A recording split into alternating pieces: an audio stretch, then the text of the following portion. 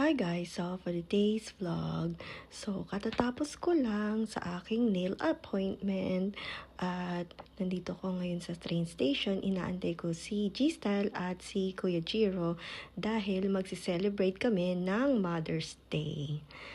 So maya-maya magme-message na sila sa akin kung nandun na sila sa loob ng train.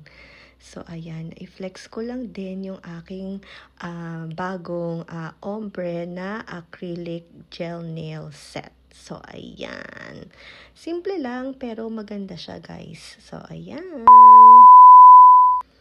At nandito na kami ngayon sa Ginza at dumaan lang kami dito sa Outmost dahil gustong tumingin ni G-Style ng mga shoes.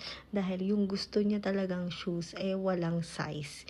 Yung size na gusto niya or yung shoes na gusto niya. So ayan, so hinahanap namin at baka meron pa siyang magustuhang iba. So ayan. At dumaan din kami sa Nike pero wala talaga yung gusto niya. Meron yung isang klase pero ito, yan. Yung color white niyan yung hinahanap niya pero out of stock lagi kahit saan ka magpunta yung size niya. So ayan. So ayan na si G-Style. At maglalakad-lakad lang kami dito sa Ginza dahil maaga pa yung reservation namin sa restaurant. Bali, first time din namin kakain sa Dazzle. So, ayan. Tingnan nyo, napakalaki nitong Tiffany dito sa Ginza. At kahit Saturday ay madaming tao na rin.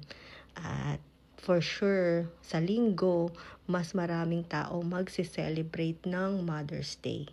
So, ayan, finally, nandito na kami sa Dazzle. At nasa 9th floor pala siya, guys. So, pupunta ka muna sa 8th floor para mag-check-in. And then, meron silang parang isa pang elevator. At, ayan, dito sa 9th floor. So, ito yung menu nila. Kung nakikita ninyo, guys. So, Italian yung food. So, ito na yung soup. So, napakasarap siya, guys. Pero hindi ko alam kung ano yung mga in-order ni G-Style. At ayan, may bread. At syempre, at ito guys, napakasarap nitong shrimp. Kung wala kayong allergy guys, the best yan. At dito talaga ako manghang-mangha. Dahil ang laki ng lalagyan nila ng mga wine. Ayan. Di ko lang masyadong all the way sa baba dahil may mga tao na. So, eto na yung pasta na in-order ni G-Style para sa amin. Bali, ano na rin siya, good for sharing na rin siya. Dahil nga mabigat sa tiyan, lalo na tong steak. At napakalambot nung steak. Isang well done at medium well. So, ayan. O, diba? Perfect na perfect yung Mother's Day kahit na medyo masama na yung pakiramdam ko dyan, guys. So, ayan kami ni G-Style at si Kuya Jiro ayaw magpa-video. Nasa tabi ko siya.